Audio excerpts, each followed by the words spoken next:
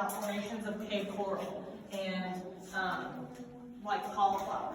And I've been told different things and conflicting things because it's not like every stalactite is formed from a dripping stalactite. Like it's just they don't line up. So theoretically, it's like water dripping and then splashing, forming this down here. And then we also have flowstone down here too, but we'll see more about through the cave. But flowstone, just so you know, is the fastest growing formation in the cave. And everything deposits, anything you do see the color in, that brown color, is organic material being deposited.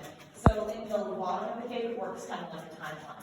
We're done. Maybe a gold star. But from this point on, everywhere we go in the cave, you need to be aware of your feet.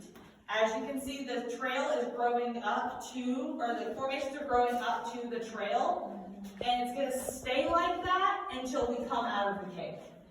There will be different rooms where you'll have to watch for different things, and I'll tell you about those things as we're going through it. But I have actually cut my foot in this room. I know John's probably given the spiel. He may have said it during the gift shop today. I was one of those people who cut my feet last year because I wasn't paying attention. Earlier, there's a spot where you can stand everywhere except for this room from the stairs. You can see the legs. Yeah, it kind of polished it, kind of, yeah. And we have a whole room that was developed that way. So this is our wishing well. As I said earlier, our cave is in layers, right? So water is consistently still moving throughout the layers of our cave. The problem with that is, if people threw coins, and it's actually little elephants crossing the river. So that one's cool.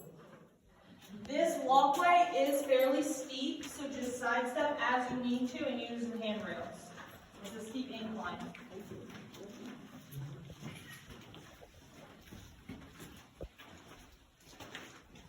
It looks fake. It does. This is Horseshoe Lake. This is the section that we were talking about. It's kind of blue because there's an underwater bulb. Fun game. It's an optical illusion, I'll give you that much. How deep do you think the water is at that formation that you can see right there in front? 2 feet? 5 feet? Close.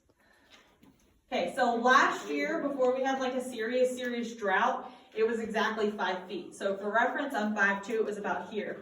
Now it's between 4.5 and 5 feet. So it's gotten to about the bottom of my chin level. Yeah. Yeah. So between 4.5 and 5 feet. This goes in a horseshoe, comes out on the other side. That water is more clear, and it's only about a foot deep. Pose for pictures. Don't throw a shoulder up and like, hi, on top of the formations. It happens. I want to protect these as much as I can, so we just need to be aware. And if you look up here, you can see all kinds of little electrites coming out of the top of the cave, peeking out in between the coral and the stalactites. Yep. At this point in the tour, it turns into like a Where's Waldo? Like you're looking in cave coral for stalactites, and you're just kind of like trying to point them all out and find them.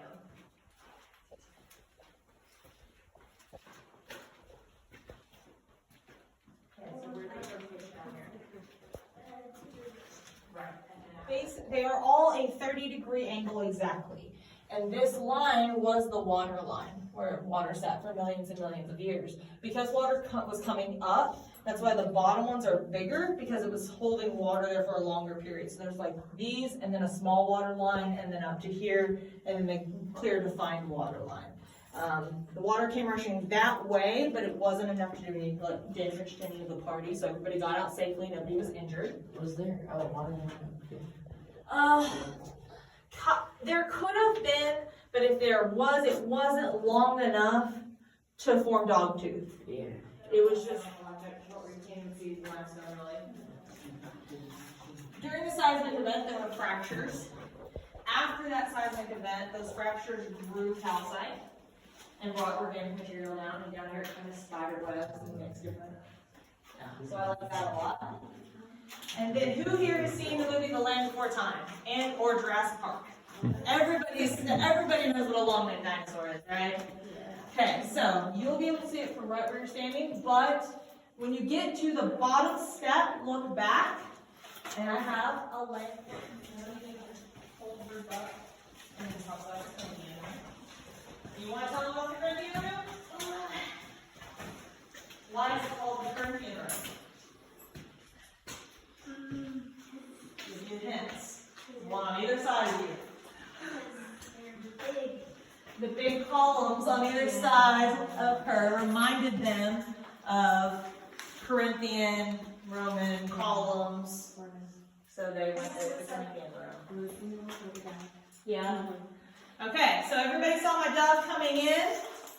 I'm going to say some magic words, zip, zam, boom. Now to look back at that dove, it is magically transformed into a cardinal. So I just killed 2 birds with 1 stone. Okay, Birdie bird. That's all I got. Okay.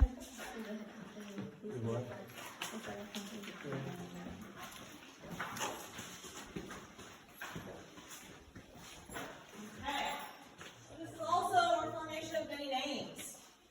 I've had it called the Liberty's Torch, Wedding Cake, Ariel's Castle. My personal favorite's Fondue Fountain, but not like chocolate. Like I want it to be nachos and cheese. And I had somebody tell me to ranch the other day so they could dip like chicken wings and veggies in it. And I was like, years later. And I was like, y'all left me down there to die. Like I could have so easily gone off that rail. One of the cool things about this room, one of the many, we have our frog leg right here, coming down. I've got our kissing column right here. Behind you over here, we have our Jacob's ladder in this little hole. I've got some fishtail stalactites down there on the left, up top, kind of above your heads, right there. And then just directly behind you, in the blue shirt from my angle anyways, there should be a stalactite coming down with a blade coming off the side that looks like a tomahawk. Like a really, really cool medieval weapon. Go to the right a little bit more with your light. And down. I'm going to come up behind you on your left. I'm sorry. Left-hand side, right here. Right here, yeah. So tomahawk, cool video game weapon. What I will use to take a finger if somebody tries to break it for me. By the owner and operator, and it's only about 25 feet. I've been told by Bill, who's actually been in down there, roughly 50 feet. And then I was told by my significant other, who grew up and has grown up in this cave, that it's roughly 75. So I've been told by 3 different people, all very reliable sources. I've decided they're just messing with me and nobody's going to tell me the actual truth for how deep this